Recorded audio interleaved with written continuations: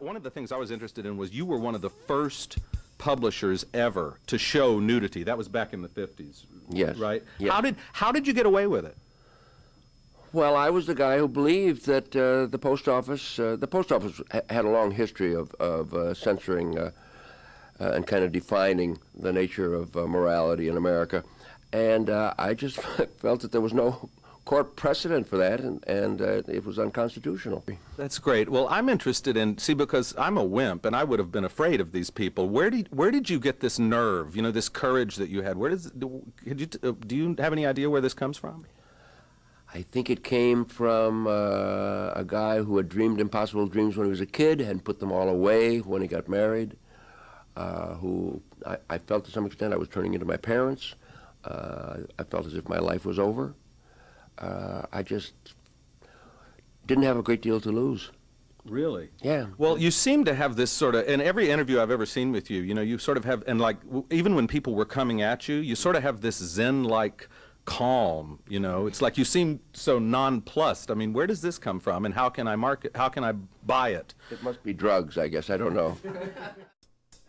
One of the funniest people in the entire world, Mr. Gilbert Gottfried, is here. What brings you to the frozen? Who is he? Who the hell are you? You're going to roast Get away from me. It's kind of nice to have all those women for a Friars event, because basically the Friars Club is like a gay bar without the good-looking guys. I met Hugh once at the mansion at a publicity or promo party for another band that I can't remember the name of. And it was quite an interesting night, and I've always wanted to meet Hef after I was a bunny many years ago. You were a bunny? Where were you? What? No, no. Say it like that. No, but I mean, that's just so cool. That's, I mean, I'm saying it, no, I'm saying cool as opposed to, oh my God. Do you know what I mean? Yeah. Where were you a bunny? In New York. Where else? At the New York Playboy Club. Yeah. Do you feel any competition with the bunnies at all? I do, but I have an edge because I've got the dark hair that doesn't have to match 6 other bunnies, and I think I got it. I tried to get like a bunny, like a Playboy kind of look though going.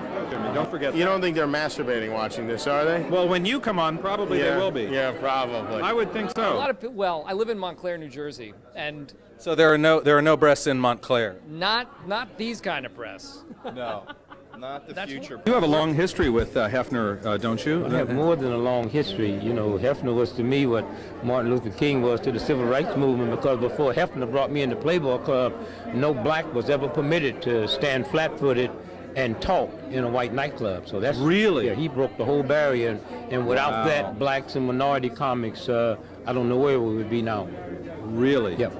This is Alan King, one of the most extraordinary comedians, and I've always wanted to ask you, you opened for Judy Garland at the Palace. That's right. What was that like? It was very traumatic, to say the least. I opened with Judy November 1956, Palace Theater. We were there for 26 weeks, and then I went on tour with her all over the world. I had on and off about 7 years with Judy. She was the most extraordinary. I saw Jolson. Jolson couldn't follow Judy Garland. Well, what was Judy like personally? I mean, how was she to deal with? She was loving. She had her problems, but you know, the press and everybody made a lot more of it. But she was disturbed. I would be too if I'd lived her life. Yeah. You know, on diet pills when she was 9 years old. Yeah, well, the studio forced her to do that, yeah.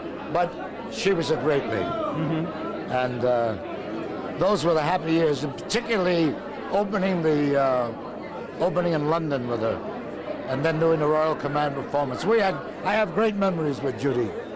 I look at Liza and Joe and Lorna, and my mind goes right back to the Palace. I'm sure it Theater, does. you know. I'm sure it does. You excited about tonight? Oh, very much so. Who are we honoring?